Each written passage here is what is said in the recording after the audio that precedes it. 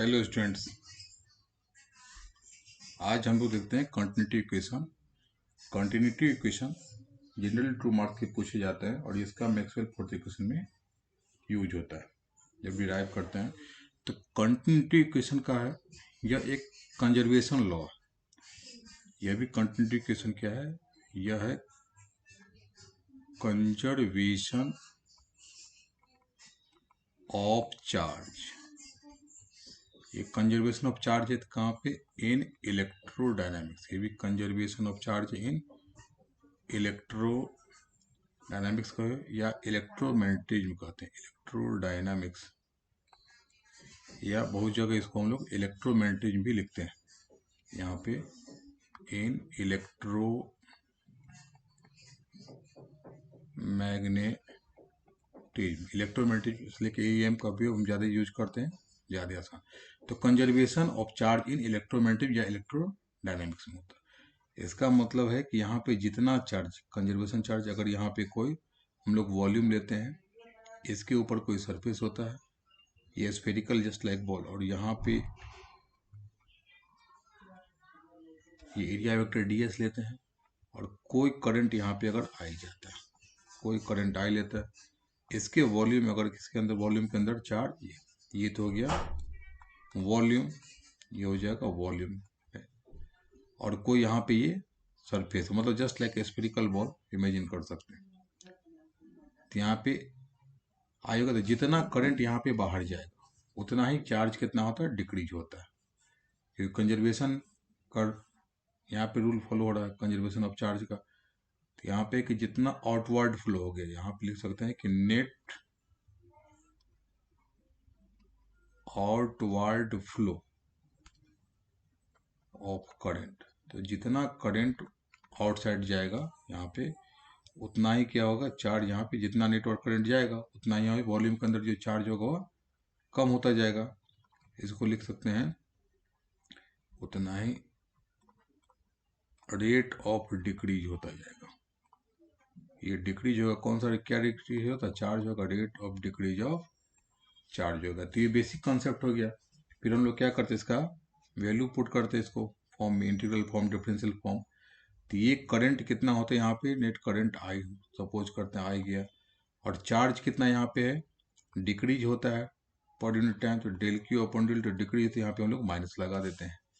और फिर यहाँ पे करंट, जो एलएचएस में करंट का इंटीग्रल फॉर्म, यहाँ पे चार्ज का इंटीग्रल फॉर्म, जो भी वैल्यू पुट कर देंगे वही उसका इंटीग्रल फॉर्म हो जाएगा। फिर दोनों इंटीग्रल को हम लोग इक्वल कर देंगे, और जो भी इंटीग्रांड इक्वल हो जाएगा वो मेरा डिफरेंशियल फॉर्म हो जाएगा। Basic concept. अब यहाँ पे आई इक्वल टू कितना, तो ये मेरा करंट होता है कि ये I equal to current density कितना हो, यहाँ पे जे डॉट डी एस होता है यूनिट स्मॉल एरिया में, तो पूरे में कितना होगा, जे डॉट डी एस हो जाएगा। सिमिलरली यहाँ पे चार्ज कितना हम लोग लिख सकते हैं, ये हो जाएगा रो यूनिट वॉल्यूम में डीवी, वॉल्यूम में डीवी, और टोटल वॉल्यूम में हम लोग सब पूरे वॉल्यूम में हम लोग निकालते हैं यहाँ पे रो डीवी। तो इस दोनों का वैल्यू पुट कर देते हैं। तो जैसे यहाँ पे हम लोग वैल्यू पुट करते हैं तो ये आ जाता है, ये यहाँ पे surface integral J dot D S, ये J dot D S equal to आ जाएगा माइनस यहाँ पे डेल अपॉन डेल टी, और ये volume integral rho d we.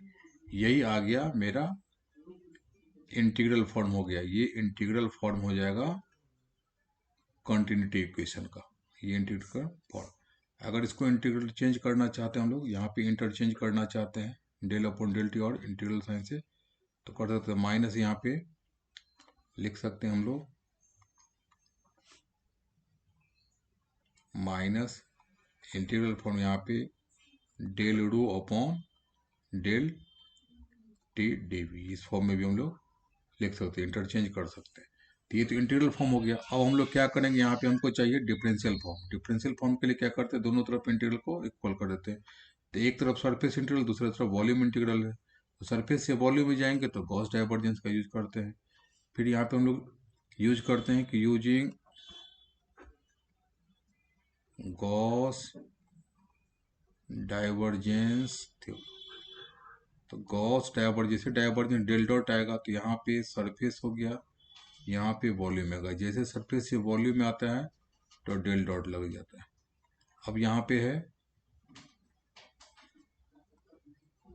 J dot D S करके, यहाँ पे हम लोग, तो ये आ जाएगा। जैसे यहाँ पे जे डॉट डी एस है तो ये जे यहाँ पे आ जाएगा, ये हो जाएगा जे, और ये हो जाएगा वॉल्यूम इंटीग्रल डी। तो वैल्यू पुट कर देंगे हम लोग। यहाँ पे एलएचएस में कितना हो जाएगा, J del dot J D V volume integral, और ये इक्वल टू था minus del upon del T volume integral, यहाँ पे रो डीवी इक्वल टू, हम लोग इंटीग्रल को लिख सकते हैं वॉल्यूम इंटीग्रल इंटरचेंज करते हैं, minus del rho upon del t और ये डीवी। अब यहाँ पे दोनों तरफ क्या होता है कि ये देखिए, ये इंटीग्रल ये और ये दोनों इक्वल है, तो इसका मतलब इंटीग्रांड दोनों इक्वल होगा। ये जो इंटीग्रांड है ये वाला part del dot J equal to ये इक्वल हो जाएगा। तो हम लोग लिख सकते हैं यहाँ पे del dot J equal to minus del rho upon del t. इसी को हम लोग लिख सकते हैं कि डाइवर्जेंस जे इक्वल टू आता है minus del rho upon del t. मतलब जितना डाइवर्जेंस होगा, जे मतलब कि करंट डेंसिटी करंट ही है, तो जितना करंट बाहर जाएगा उतना ही वॉल्यूम के अंदर जो चार्ज है वह डिक्रीज होता जाएगा। तो ये हो गया कि जितना करंट जो बाहर जाएगा आउटसाइड, उतना ही वॉल्यूम के अंदर जो चार्ज है वह डिक्रीज होता जाएगा। अब यहाँ पे तो हो गया, अगर रो इक्वल टू कांस्टेंट होता है स्टैटिक चार्ज के लिए, अगर रो इक्वल टू कांस्टेंट तो डाइवर्जेंस कितना हो जाएगा, तो डाइवर्जेंस जो करंट का इक्वल टू हो जाएगा जीरो। जब वहाँ पे कोई चार्ज मूव ही नहीं करेगा तो डाइवर्जेंस जीरो हो जाएगा, ये स्टैटिक चार्ज के लिए। Thank you.